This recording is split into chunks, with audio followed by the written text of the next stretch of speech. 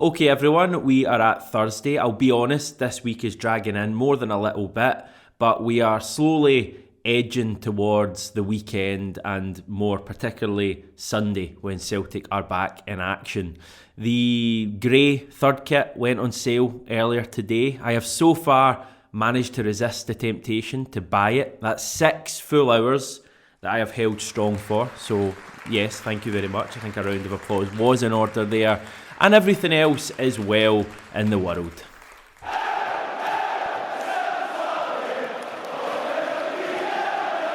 So what I want to do today is just take a look at some of the news stories concerning Celtic at the moment. A wide variety of stories. And as always, you can read more at 67hailhail.com. Great bunch of people on that website. I'm aware this week has probably been quite samey on the channel. Virtually every day has just been me in front of my camera talking nonsense. I know you're probably sick fed up of that. We do have big plans for next week and, to be honest, every week after that as Celtic slowly return back to playing 2 games a week. I will tell you the plans for next week at a later date. In fact, no, I'll just do it now. Why not? We've got quite an exciting video coming your way, something very different next midweek. We're crossing over to the wonderful country of Australia, where so many of you hail from, and we're going to a lovely club called Nunawading City, based in Forest Hill, Melbourne, for a round table, or I guess looking at it there, kind of rectangular-ish table discussion about our very own Ange Postecoglou. Now, Ange has links to this club. They actually have a giant mural that you can see there of Ange along with Johan Cruyff and Pep Guardiola. Not bad company for our old boss there.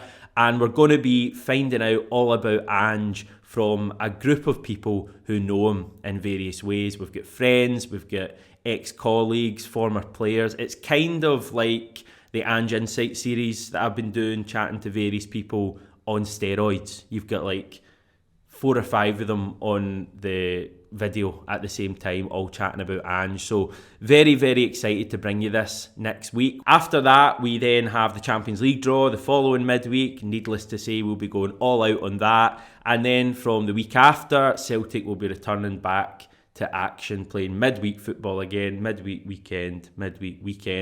And that just means that everything is going to be a good bit more exciting as well. Actually, tomorrow it's going to be exciting on the channel because I'll be speaking to the manager and a player. We'll bring you that on tomorrow's video with the preview to Kilmarnock landing on Saturday as well. So, very exciting. Now, in terms of news stories today, I want to start by chatting about Josip Juranovic. A report from 90 Min yesterday saying that Chelsea, of all clubs, are interested in signing him. Manchester United were also mentioned. We know that Atletico Madrid were mentioned earlier in the summer as well. Stephen McGowan today saying that he believes it would take a fee in excess of £15 million before Celtic even considered selling Juranovic. It does feel to me like Juranovic is probably going to be the first key player of this Ange team to move on, but I would still be very surprised if it happened this month or even the 1st of September, I guess, for you pedants out there. We are in a really strong position with Juranovic. He signed a 5-year deal when he signed a year ago, so he's contracted until 2026. He enjoys life in Glasgow. Every time you see him, he's basically got a smile on his face. Winning obviously helps as well.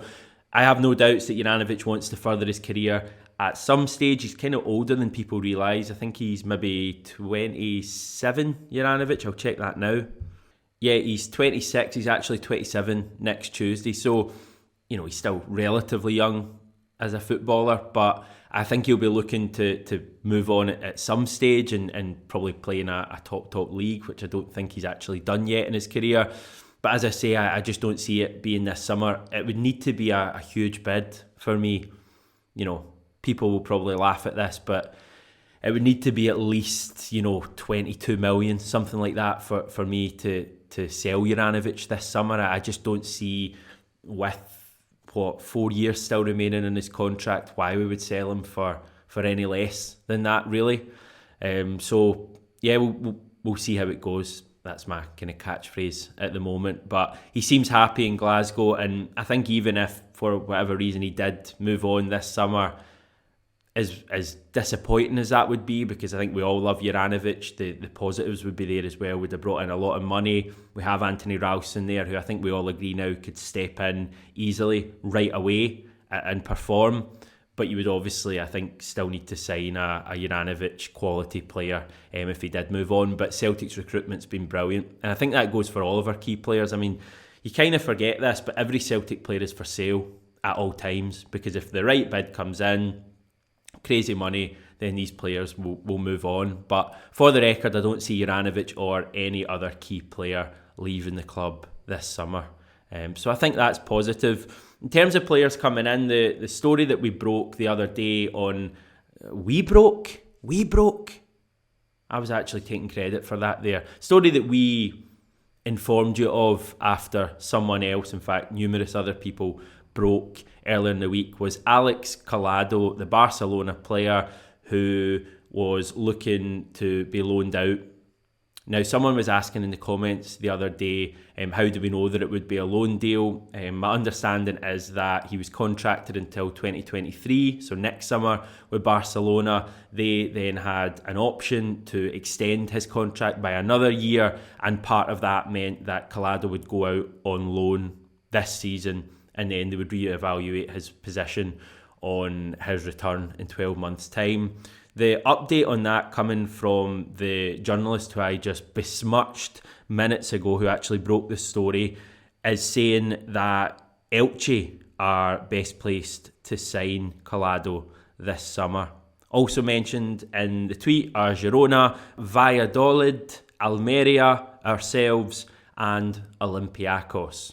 Celtic did actually sign a player earlier today. I don't know if you know this. Major clickbait alert, by the way, because it is a B-team player. It's 18-year-old Northern Irish goalkeeper Josh Clark, who joins from Glenavon on a 2-year deal. Clark came through the ranks at Chelsea before moving on to Bournemouth a couple of years ago. He then made the switch to Glenavon, or is it Glenavon? I'm going to go with Glenavon, to get more first team opportunities. He has a B team signing.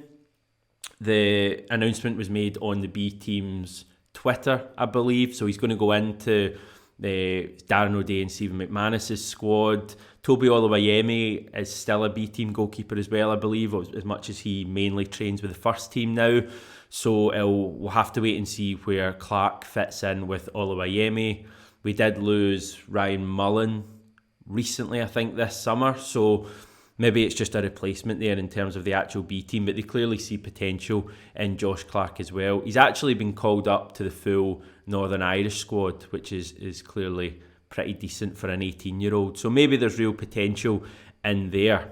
Right, final bit of news for today is that the Scottish Women's Premier League has announced a new and improved 3-year television deal with BBC Alba and BBC Scotland for live matches and highlights of the league. Again, this is more positive news for the women's game that I just wanted to bring to you.